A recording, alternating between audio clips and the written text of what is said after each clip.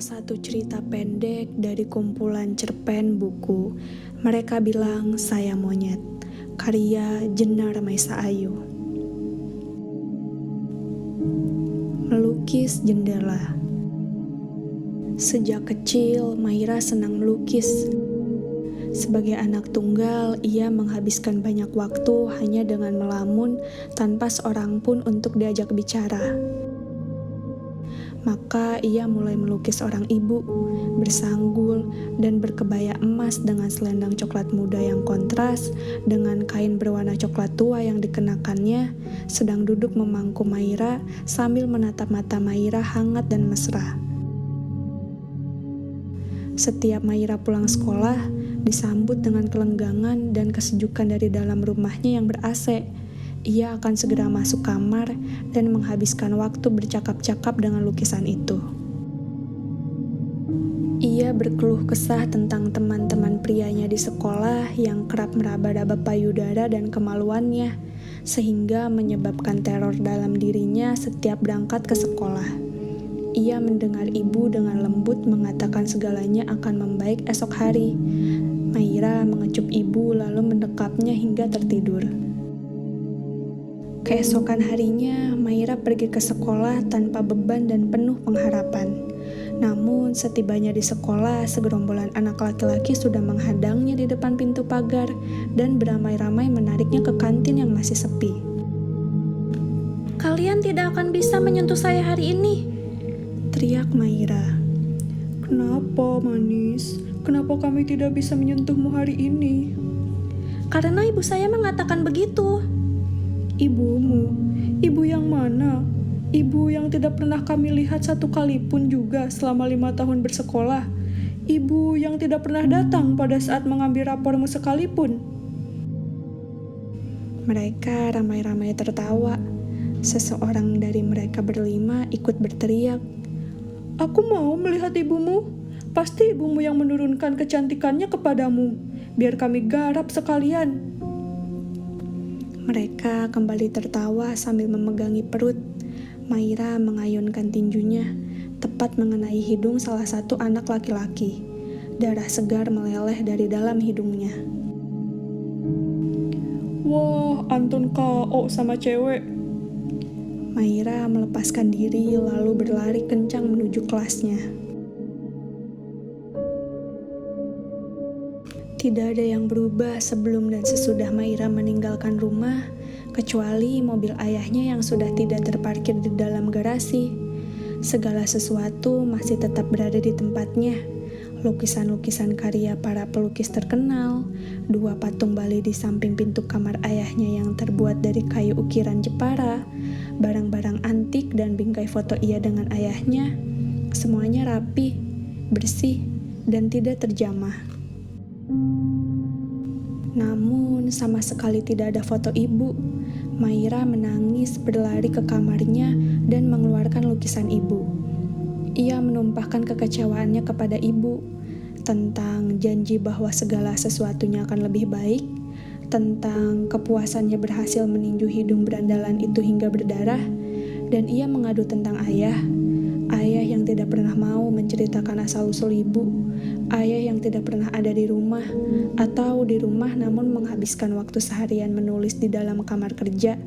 Maira dapat merasakan tangan ibu mengelus-ngelus rambutnya, lalu bersenandung menenangkan dirinya. Maira menggenggam tangan ibu, menciumnya satu persatu. "Ibu, apakah ibu secantik yang mereka katakan? Dan mengapa hanya kecantikan itu saja yang ibu wariskan? Saya ingin ibu, saya tidak ingin kecantikan ini." Lamat-lamat ia merasakan tangan ibu berhenti mengelus rambutnya. Ibu berjalan menuntunnya ke dapur dan memberinya sebelah pisau. "Sayat wajahmu, nak." Maira menerima pisau itu ke dalam tangannya dan mereka bergandengan kembali ke kamar lalu mengunci pintu. Ia duduk di depan kaca meja rias. Kaca di depannya memantulkan bayangan ibu sedang berdiri di belakangnya. Perlahan, Maira menyayat pipinya. Darah merah segar meleleh hangat di pipinya. Ia tersenyum. Ia membayangkan darah segar yang keluar dari hidung temannya, merasakan kenikmatan meninju hidung anak laki-laki itu, merasakan kaki-kakinya berlari kencang menuju kelas. Waktu ia tersadar dari lamunannya, ibu sudah tidak ada di belakangnya. Ibu sudah kembali ke dalam lukisan, duduk tersenyum manis sambil memangku dirinya, mengenakan kebaya emas dan selendang coklat muda. Sudah hampir 2 tahun sejak Maira menyayat mukanya, ayahnya marah besar dan memindahkan Maira ke sekolah lain dengan alasan malu. Maira tidak pernah menceritakan apa yang sebenarnya terjadi. Ia sudah cukup bahagia dipindahkan ke sekolah lain dan mendapat reaksi dari ayah. Ia berterima kasih kepada ibu dan kini ia melukis ayah untuk disandingkan dengan lukisan ibu. Siang itu Maira sangat bahagia. Setelah dinyatakan lulus sekolah dasar dengan nilai cemerlang, ia diterima masuk sekolah menengah pertama yang diinginkannya. Sesampainya di rumah, mobil ayah masih terparkir di garasi. Ia bergegas ke dalam, lalu mengetuk pintu kamar ayahnya untuk berbagi kegembiraan. Pintu kamar dibuka oleh seorang wanita muda. Apakah kamu ibu? Biasanya itu yang selalu Maira tanyakan kepada setiap wanita yang dibawa ayahnya. Namun kali ini Maira tidak ingin bertanya. Ia tahu wanita itu terlalu muda sebagai ibunya, dan ia tahu ayahnya sedang tidak ingin diganggu. Dengan langkah gontai, Maira masuk ke dalam kamarnya lalu membuka lukisan ayah. Ia meluapkan kegembiraannya. Ayah pun turut bergembira. Ia mencium dahi Maira lalu mengatakan betapa bangganya ayah pada Maira dan melantunkan puja-puji kepadanya. Maira membuka lukisan ibu. Mereka bertiga berpelukan dan berjanji akan merayakan kebahagiaan ini dengan makan malam yang indah di restoran kesukaan Maira. Dengan manja, Maira menyandarkan kepalanya ke pundak ayah. Ayah dan ibu menciumnya bertubi-tubi. Maira merasa geli dan girang. Ia tertawa keras hingga terguling dari kursi. Mereka memapah Maira ke atas tempat tidur, menyelimuti, membelai, dan mendekapnya hingga Maira bermimpi. Malam tiba, Maira mengenakan gaunnya yang terindah sambil mematut-matut di depan kaca. Ia genakan giwang, kalung, dan cincin berlian yang diberikan ayahnya saat ulang tahun, lalu menyapu halus wajahnya dengan bedak. Luka bekas sayatan di pipinya mulai memudar, dan ternyata tidak juga dapat menyembunyikan kecantikan Maira. Ketika segalanya dirasakan sudah sempurna, ia bergegas mengetuk kamar ayahnya. Seorang wanita keluar membukakan pintu lalu mengatakan bahwa ayahnya sedang beristirahat. Maira bersikeras karena ayahnya sudah berjanji pergi makan malam dengan ibu. Wanita itu menggelengkan kepala lalu perlahan menutup pintu. Maira berteriak dan menangis keras sambil memukul-mukul pintu kamar ayahnya. Tidak ada jawaban dari dalam. Maira terus berteriak memanggil ayah dan ibu. Tetap tidak ada jawaban. Semuanya sunyi dan hening sama seperti ketika Maira terjaga dari mimpinya. Hanya sedikit cahaya emas bulan menembus masuk dari celah-celah gorden kamar Maira. Sekujur tubuh Maira basah berkeringat. Lukisan ayah dan ibu masih menempel di dadanya. Ia merasa lega semua itu hanya mimpi. Ia bangkit lalu menyalakan lampu kamar. Dibukanya lemari pakaian dan mengeluarkan gaun malam. Tiba-tiba ia diserang perasaan cemas jika mimpinya menjadi kenyataan. Sambil masih memegang gaun malam, ia berjalan menuju kamar ayah. Kamar ayah tidak tertutup. Kembali rasa lega menyelinap dalam dada. Ia mengintip ke dalam. Ranjang ayah teratur rapih, namun tidak ada ayah. Tidak ada wanita muda itu. Lampu kamar mandi ayah bersinar terang. Suara air mengucur terdengar dari dalam. Maira membuka pintu kamar mandi ayah perlahan dan hanya menemukan Biinah yang sedang membersihkan kamar mandi.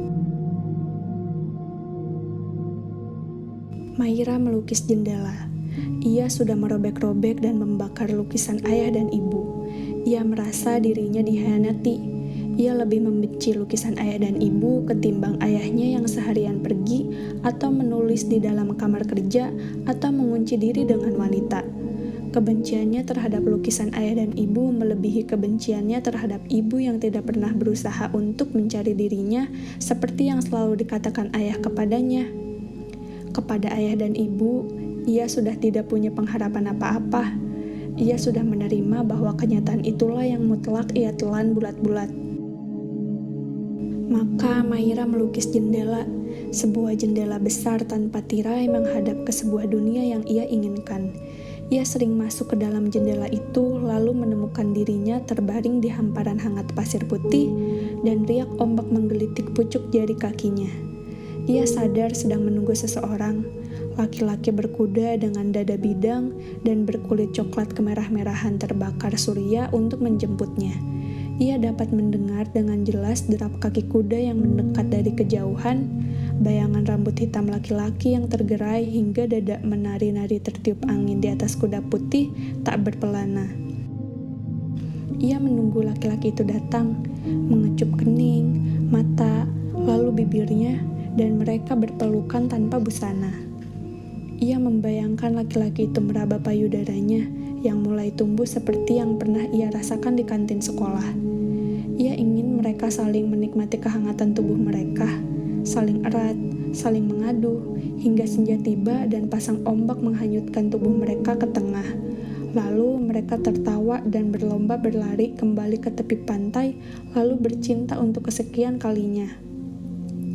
Dan ketika matahari benar-benar tenggelam bagai ditelan lautan, laki-laki itu mengulurkan tangannya, membantunya naik ke atas kuda dan mereka pergi meninggalkan pantai menuju sebuah dunia yang tak terjamah penderitaan.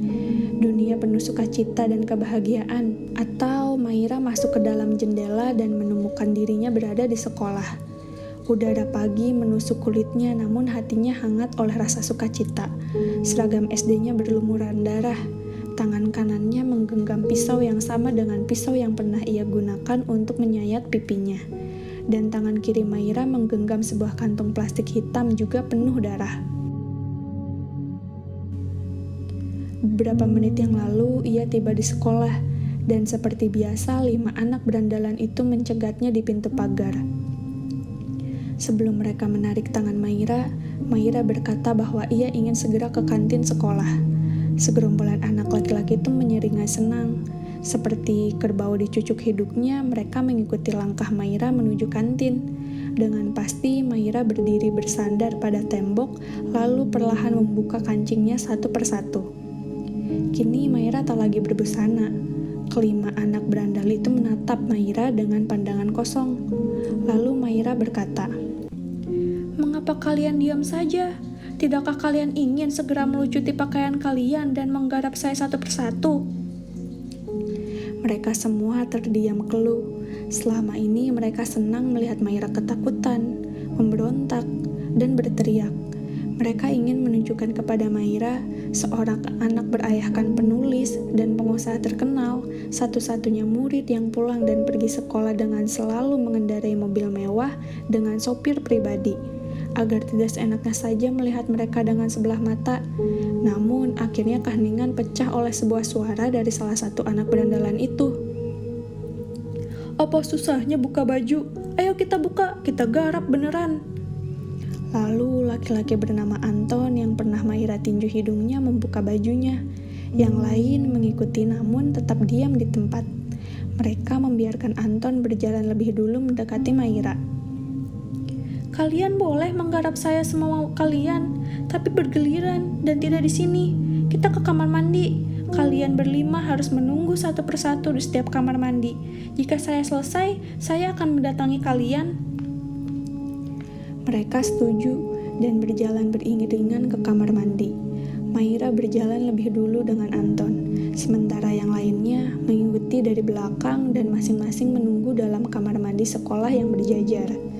Mereka mendengar Anton mendesah pelan, lalu makin lama makin tak beraturan hingga Anton berteriak kencang, dan setelah itu tidak ada lagi suara terdengar. Setelah itu, Maira pindah ke kamar mandi sebelah. Mereka kembali mendengar apa yang baru saja mereka dengar. Mereka tidak tahan menunggu giliran. Mereka ingin cepat-cepat Maira datang. Semua berlangsung sama dengan sebelumnya hingga kamar mandi yang kelima. Maira mengenakan kembali baju seragamnya hingga darah di tangannya menempel pada seragam sekolahnya.